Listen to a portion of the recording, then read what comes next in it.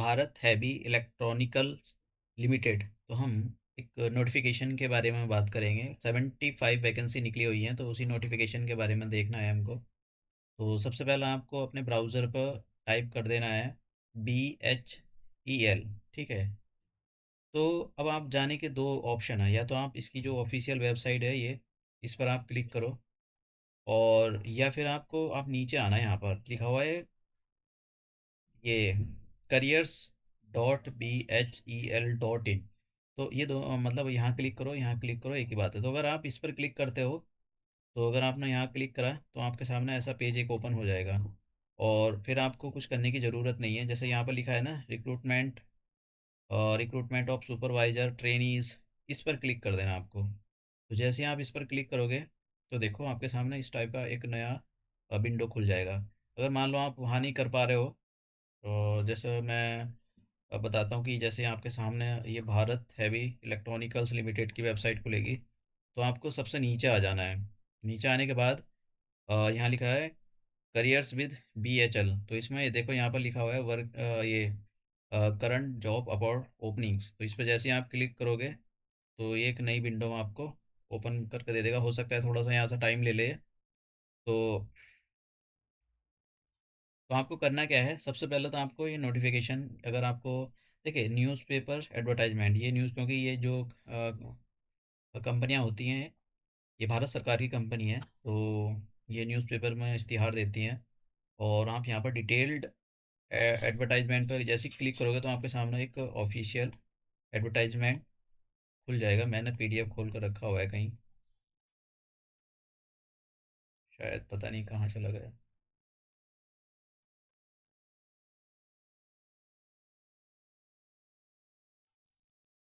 हाँ, ये रहा। तो अब देखो, वैकेंसी के बारे में बात कर लेते हैं कि वैकेंसी कितनी। एक और मैं आपको यहाँ पर बात बताना चाहता हूँ। अगर आप, जैसे ये मैं पोर्टल आपके सामने खोल कर दे देता हूँ, तो अगर आप यहाँ पर देखो, 10 दिसंबर इसकी जो एप्लीकेशन फॉर्म फिल करने की लास्ट डेट है। लेकिन अगर आपने मान लो इसका नोटिफिकेशन अगर आपने देखा, तो नोटिफिकेशन में मैं आपको इसकी लास्ट डेट दिखाता हूँ, क्योंकि एक कभी कभी ऐसा हो सकता है कि आपको कन्फ्यूजन हो। एक्चुअली देखिए, यहाँ लिखा है 25 नवंबर 2023 इसकी लास्ट डेट है। तो इन्होंने डेट बढ़ा दी है। ठीक है, इन्होंने जो है एग्ज़ाम, वो जो फॉर्म फिल करने की डेट है उसको एक्सटेंड कर दिया है। यहाँ इस आपको यहाँ पता लग जाएगा 10 दिसंबर 2023, मतलब 10 दिसंबर 2023 इसकी लास्ट डेट है। और नोटिफिकेशन में जब इन्होंने लिखा होगा, जारी करा होगा, फिर इनको लगा होगा कि नहीं, डेट को बढ़ा देना चाहिए, तो इन्होंने डेट बढ़ा दी है। तो आप उसमें नोटिफिकेशन पर ना जाएं। उसके बाद में आपको अगर जैसी यहाँ नोटिफिकेशन पे क्लिक करोगे, तो नोटिफिकेशन पे आ जाएगा। अब मैं आपको दिखा देता हूँ, मैंने कहाँ खोला था। हाँ, ये। तो लास्ट डेट मैंने आपको दिखा दी। अब इसकी उसकी फ़ीस के बारे में बात कर लें कि भाई जो आप फॉर्म फिल करोगे, तो फ़ीस कितनी है। देखिए यहाँ पर अलग अलग कैटेगरी के लिए अलग अलग फ़ीस है। एक मतलब अगर आप OBC या जनरल वगैरह में आते हो, तो आपके लिए आपको 795 रुपी पे करने पड़ेंगे। और अगर आप SC ST PWD या एक्स सर्विस मैन हो, तो आपको 295 रुपी पे करने पड़ेंगे। ठीक है। अब इसमें सिलेक्शन कैसे होगा, देखिए सिलेक्शन के लिए मैं थोड़ा सा आपको, हाँ, सिलेक्शन दो प्रोसेस में होगा। एक तो आपका कंप्यूटर बेस्ड एग्ज़ाम होगा। ठीक है, अभी इन्होंने ये तो नहीं बताया कि कंप्यूटर बेस्ड के अंदर क्या आएगा। मुझे लगता है वही जनरल चीज़ें जो पूछी जाएंगी वही आएंगी। ऐसा तो कोई नोटिफिकेशन में इन्होंने नहीं बोला है, लेकिन फिर भी आप देखते रहना इसकी वेबसाइट पर। उसके बाद में आपका जो है डॉक्यूमेंट वेरिफिकेशन होगा। तो जो भी आपका ये रिटन टेस्ट होगा, कंप्यूटर बेस्ड एग्ज़ाम होगा। अब इन्होंने ऐसा कुछ तो यहाँ पर लिखा नहीं है। अब हाँ, सैलरी की बात करते हैं। देखिए इनका जो वो है ट्रेनिंग पीरियड, वो अभी मैं आपको दिखाऊंगा। मैं एक्चुअली उल्टा दिखा रहा हूँ, मैं नीचे आ गया, तो मैंने सोचा कि ये नीचे से ही दिखा देता हूँ। तो जब आपकी 1 साल की ट्रेनिंग होगी, तो उस टाइम आपको 32,000 सैलरी मिलेगी। देखिए 32,000 सैलरी नहीं मिलेगी, मैं आपको बता देता हूँ। ये बेसिक पे होता है। बेसिक पे का मतलब ये होता है कि आपको इतना तो मिलेगा ही, और जो अलाउंसेस होते हैं वो मिलते हैं। तो आप तो ये सोचो कि 1 साल की ट्रेनिंग के, जब आप 1 साल की ट्रेनिंग करोगे, तो आपको लगाओ कि 32,000 तो आपको मिलेंगे ही मिलेंगे। ठीक है, वो अलग है। जैसे ही आपकी 1 साल की ट्रेनिंग कंप्लीट हो जाएगी, उसके बाद में आपकी जो आपको जो एज ए पहले जो आप एक एज ए ट्रेनी थे, ट्रेनी नहीं हो, आप एक सुपरवाइजर बन जाओगे। और आपकी सैलरी, मिनिमम सैलरी आपकी 33,500 से स्टार्ट होगी मिनिमम सैलरी, बता रहा हूँ मैं। अभी जिन्होंने यहाँ पढ़ लेना, ये नीचे दिया हुआ है। देखो, बेस बेस बिसाइड बेसिक पे डियरर अलाउंस, मतलब बहुत सारे अलाउंसेस लग जाते हैं। तो देखो यहाँ पर लिखा हुआ है the approximate CTC is 7.5 lakhs per annum for the supervisor.